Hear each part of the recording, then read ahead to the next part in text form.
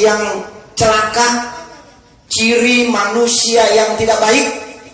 Mudah-mudahan kita semua dihindari dari ciri-ciri ini yang syakawah. Kata Nabi ada 4 bapak saudara, ibunya ada 4. Yang pertama, nisyanuz dzunubil madiyah, lupa terhadap dosa yang pernah dia lakukan. Kadang-kadang kita sama dosa kan sering lupain ya. Ya, kita sering berbuat dosa, maksiat. Itu kadang-kadang kita sering lupa. Padahal dosa jangan dilupakan. Kenapa? Karena wahiyya mahfuzatun 'indallah. Sementara dosa-dosa yang pernah kita lakukan, walaupun udah lama, 1 tahun yang lalu, 2 tahun yang lalu, bahkan 10 tahun yang lalu, itu kata Rasulullah mahfuzah, tetap itu terjaga dan terpelihara indallah, di sisi Allah subhanahu wa ta'ala. Jadi tetap terjaga, terpelihara, dicatat itu. Ya, ada catatannya di Lauhul Mahfuz. Ya, nah ini makanya jangan suka melupakan dosa. Kita sering ingat sama dosa, mudah-mudahan semakin banyak beristighfar. Kita mohon sama Allah, astaghfirullahalazim. Banyak-banyaklah beristighfar. Semakin kita ingat sama dosa, insya Allah semakin banyak kita beristighfar kepada Allah subhanahu wa ta'ala. Yang kedua, ciri orang yang kagak baik apa? Zikrul hasanat. Selalu nyebut-nyebut amal kebaikannya. Wah, saya mah udah cakep banget dah. Ya, tiap malam bangun tahajud. Tiap minggu saya sudah ngaji di forum. Selalu bangga nyebut-nyebut terus kepada siapa aja.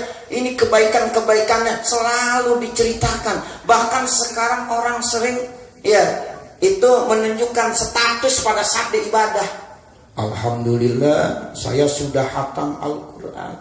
Ya, statusnya begitu. Alhamdulillah saya lagi ada di Masjid Nabawi. Alhamdulillah saya sedang berada di Raudhah.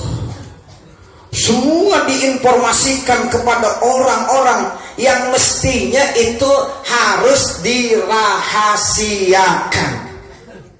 Itu ibadah-ibadah kita kadang-kadang kita sering status kita berikan ke orang lain. Nah ini juga jangan. Sebab kita nggak tahu, aku bilang amrudan, kata Nabi, kita nggak tahu tuh amal-amal yang pernah kita lakukan apakah diterima atau ditolak. Nah kita udah bangga aja, udah pede. Makanya kalau kita belajar ilmu tasawuf ada tuh satu penyakit yang sangat ini mudarat bagi kita, bahaya. Apa? Ujub. Ada riya, ada sum'ah, ada lagi yang namanya ujub. Ujub itu hanya kita bangga terhadap diri kita bahwa kita lah yang paling baik. Oh, saya yang paling baik, semalam saya jam 3 udah bangun. Nggak ada nih orang yang bisa bangun begini, orang pada tidur semua. Saya bisa tahajud tuh. Itu namanya sifat apa dah? Ujub. Itu bahaya Bapak Saudara. Ini jangan. Ya, makanya kita jangan bangga dengan amal kebaikan yang pernah kita lakukan, tapi ini rahasiakan. Ini adalah rahasia kita dengan Allah Subhanahu wa taala. Nah, yang ketiga, an-nazru ila man fawqahu min umuri dunya. Dan yang keempat, an-nazru ila man dunahu min umuriddin. Kalau urusan dunia ngelihatnya ke atas mulu. Tapi kalau urusan agama, akhirat ngelihatnya ke bawah. Artinya apa?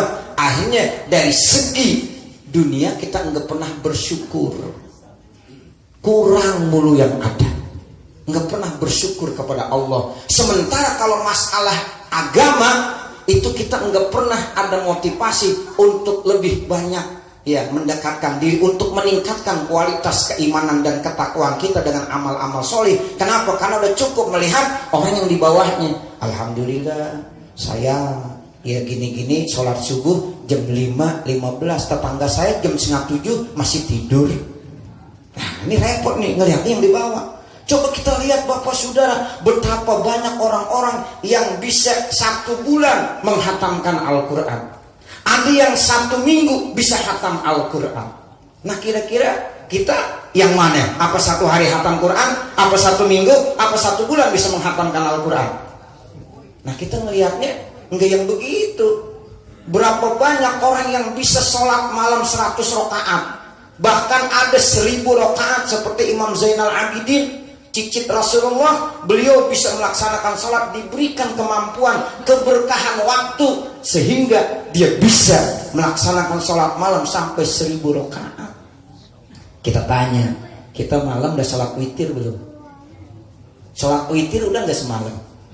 Kalau yang udah sholat witir hebat. Sebab dalam satu hadis, Pak, itu Rasul bilang, pamal lam yutir palaisa minna. Masya Allah, ini Imam Hanafi ya melihat kondisi hadis ini sampai-sampai dia bilang wajib sholat witir.